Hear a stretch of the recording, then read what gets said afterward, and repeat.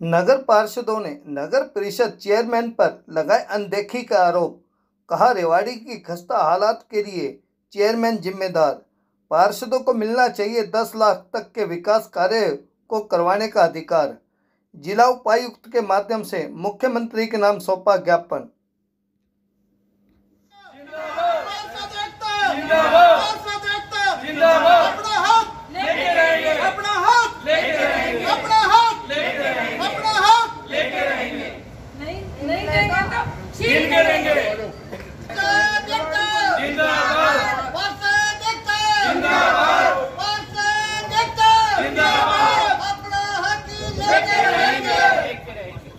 हमारी मांगे पूरी करो, पूरी करो।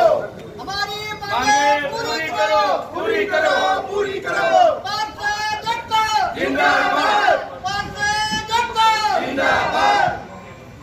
भाई साहब, क्या मुद्दा है आज का? ऐसा जी, वर्तमान जो इलेक्शन प्रक्रिया हरियाणा सरकार ने लाई थी कि सीधा चेयरमैन को डायरेक्ट चुनने की, उस प्रक्रिया से पूरे हरियाणा के अंदर जो पार्षद हैं उनकी पावर पूर्ण रूप से ख़त्म कर दी गई है।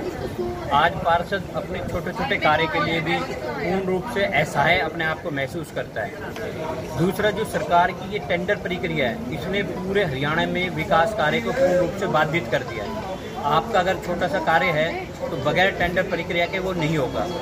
बहुत ही कई बार तुरंत प्रभाव के ऐसे कार्य होते हैं जो तुरंत कराने होते हैं, और कर्मचारी वर्ग ये कहता है कि बगैर टेंडर हम 10 रुपये का भाई काम नहीं लगा सकते। तो जो टेंडर प्रक्रिया है ये बहुत ही गलत प्रक्रिया है, इससे विकास कार्य बहुत ज़्यादा बाधित है। अब क्या मांग है सरकार से?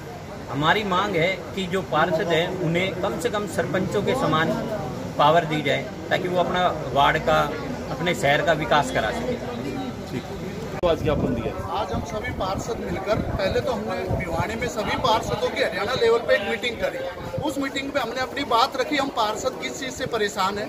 हमें ग्रांट में 1 रुपए भी लगाने की पावर नहीं है। पहले तो हमने मीटिंग में ये एजेंडा रखा, जैसे सरपंचों को 5 लाख की मिली हुई है, जब वो 500 वोटों पे एक सरपंच को दे सकते हैं तो पार्षद 5000 वोटों पे एक है तो उनको 10 लाख की पावर देनी चाहिए।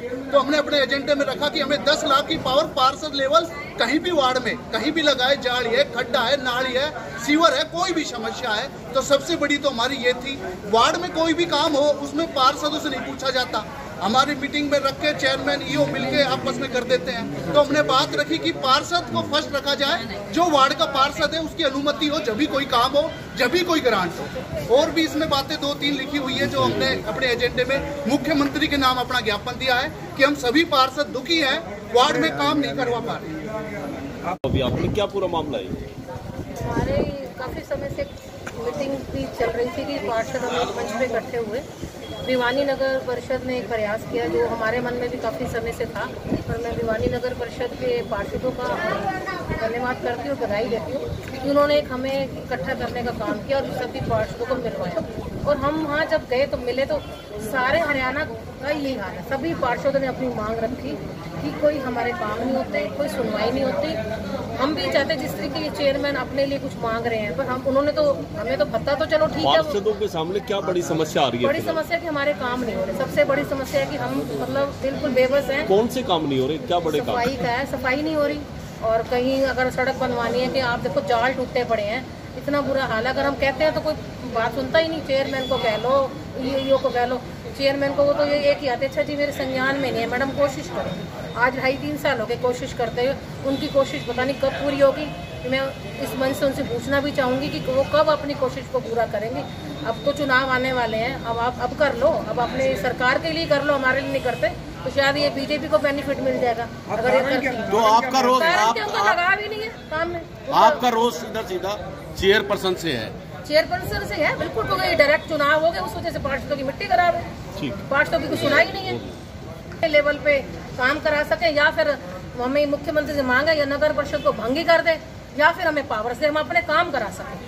हमारे काम होने चाहिए। एक पार्षद एक कड़ी है जो मुख्यमंत्रियों को, मंत्रियों को वार्ड में वोट दिलवाती और जितवाती है। इनके अलावा और कोई इनके आगे खड़ा नहीं होता, हम लोग ही खड़े होते हैं चुनाव के समय में।